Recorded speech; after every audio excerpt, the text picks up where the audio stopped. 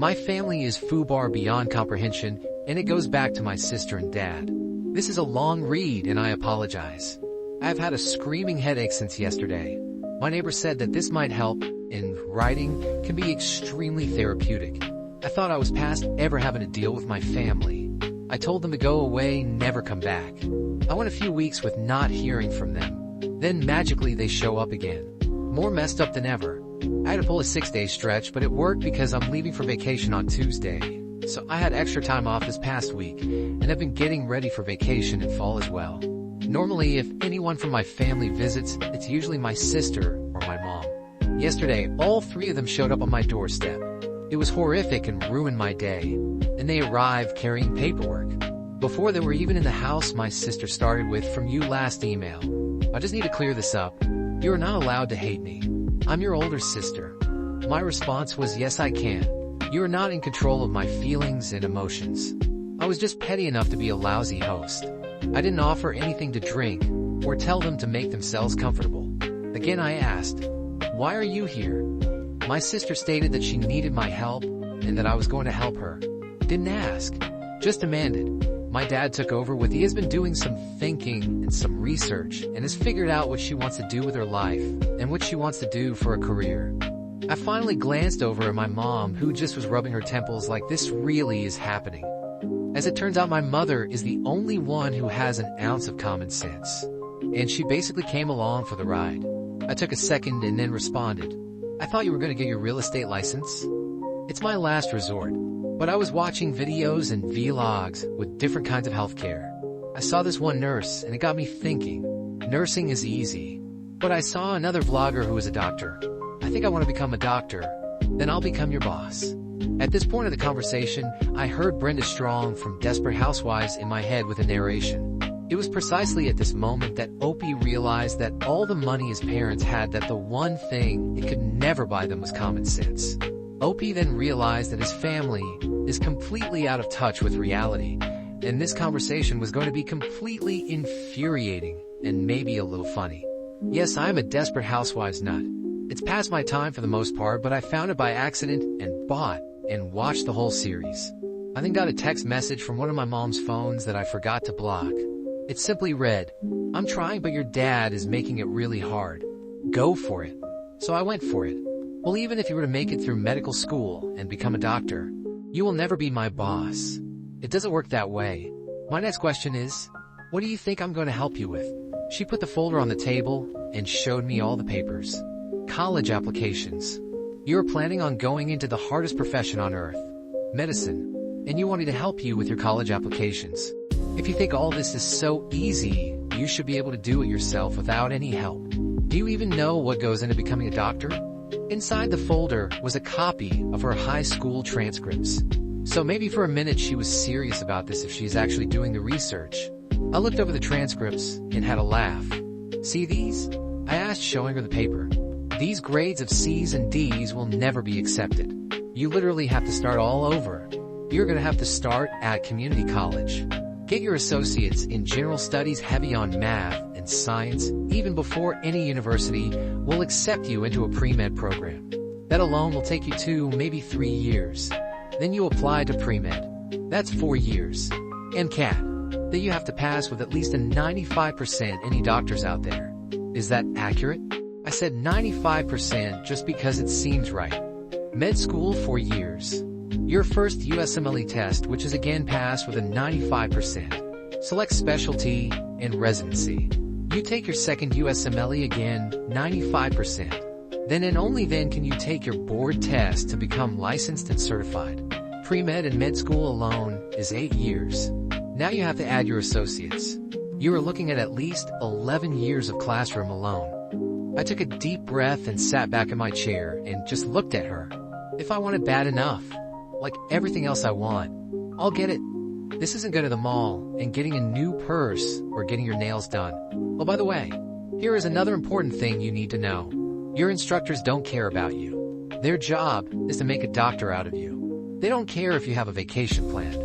They don't care if you have an appointment to get your hair done. If you don't show up, you fail. And if you get a bad grade and go back to mom and dad and tell them to fix it, that will only make them hate you even more. Then you will have a target on your head and they will do everything they can to fail you. It was at this moment my dad, who had been pretty quiet, really made me angry with this question. What's wrong, OP? Afraid of a little sibling rivalry. I don't know why this ticked me off. It should have made me laugh, but it had a reverse effect on me. What's sibling rivalry?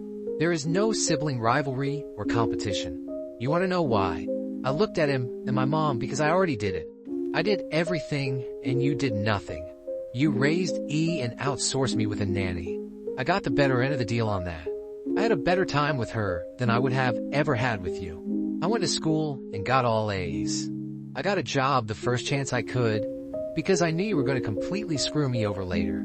I know the minute I turned 18, I was cut off. I've been working for 8 years. E over here hasn't worked a day in her life, and she's going to become a doctor.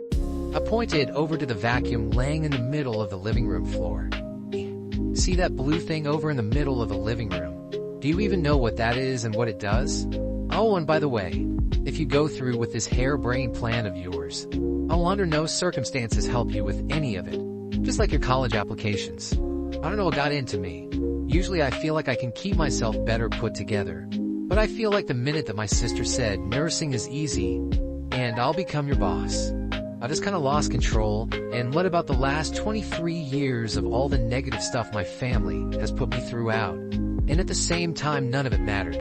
To my parent growing up, I was still just an issue that had to be dealt with, and they didn't do anything wrong with how we were raised. I finally just looked at all three of them and told them they needed to leave. I told them I was leaving for vacation Tuesday, and they have taken too much of my time, and they need to leave because I have a lot to do. I apologize for the long read, but I needed to get it out. This has kept me awake, and I don't want it to follow me on vacation. I know I'm probably going to get a lot of hate for this. That's okay.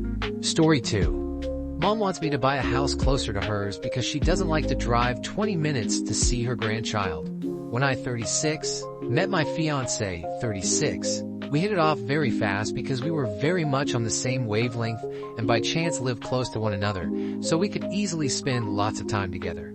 So after just 6 months, I was ready to move into her apartment with my dog, but sadly her landlord said no because of said dog. This turned out as a blessing in disguise because we realized that buying a condo would cost almost as much as buying a house considering the current market in Canada, so we ended up looking for a house. My first instinct was to search around where I grew up, where my mom is, because there's lots of parks around which made my childhood pretty awesome with friends. Very rapidly though, it became evident that our budget of $575K maximum, renovations included, would not allow it. I tried literally 100 times to explain to her that borrowing $25K from her would make a big difference in our options, but she shut me down every time and laughed at me when I insinuated we wouldn't be able to buy in her neighborhood. I never asked her for a gift. I always said that I would pay her back, and the intent behind the loan was to keep us more easily above water for the first few years. So anyway, I ended up finding a home last year within our budget, shockingly on the island of Montreal, where I work, which we both thought we would never be able to find. The house is fairly old but spacious, with a backyard and with enough rooms to have 2 kids. We just got our first one. When my mom learned of this, she freaked out. I would describe for the first time in my life her attitude to be purely toxic. She hated that house and essentially said it was a mistake and proceeded to insult everything about it, and basically by proxy, I guess call me a dumb idiot for buying it in every conceivable way without directly saying it. She wanted me to be 5 minutes away, but now I'm 20 minutes away, 45 during rush hours.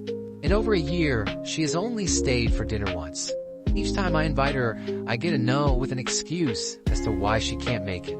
She often calls me on weekend for me to come over to her place with the baby, but when I boomerang the invite back with, "Hey, it's been a while, how about you come over to my place?" I'm usually told OHLC I have gardening to do and stuff's in the backyard, and usually ends up not coming. We had brunch last weekend, and I heard her complain that she doesn't see her granddaughter enough. So I pointed out to her that we said she's literally welcome to drop in at any time, not just weekends. But she said that she obviously couldn't come on weekdays because she works. My mom is 68. She has worked 45 years at the same hospital as a secretary. She's the oldest worker there and has her pension fully paid off with lots of days offs and a boss that love her. She could take an afternoon off or a day off to spend time here anytime she wants.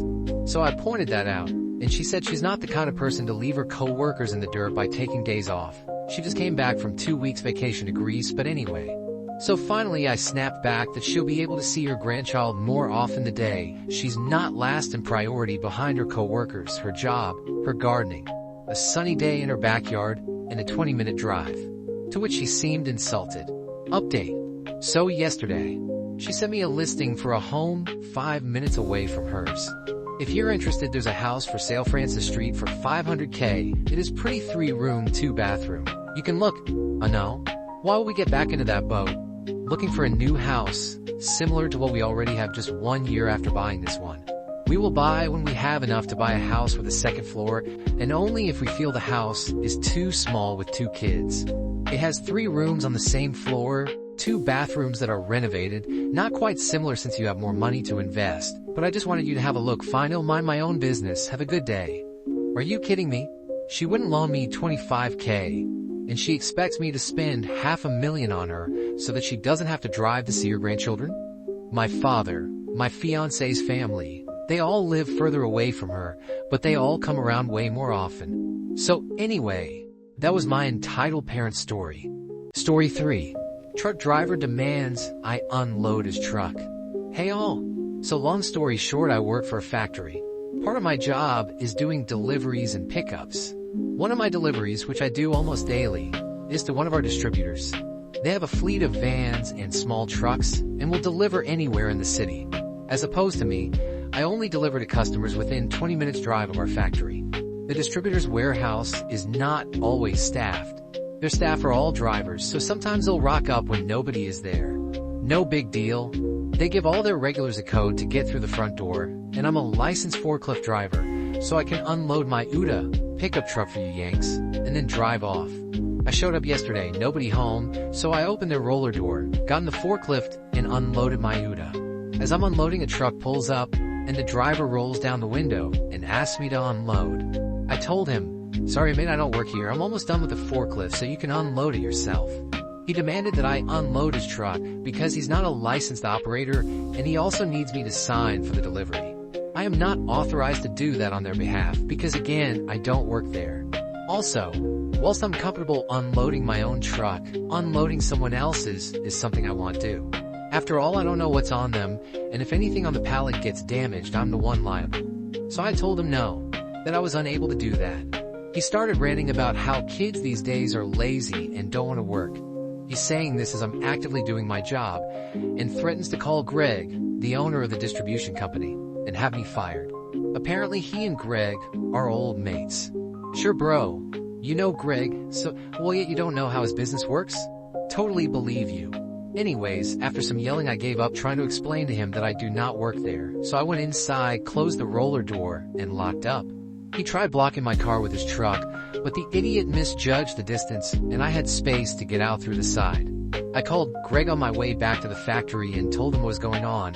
He said he was around the corner and would be there soon. Update. I went in yesterday after work. Greg was there. Honestly, didn't even mention yesterday. So pretty sure all is good.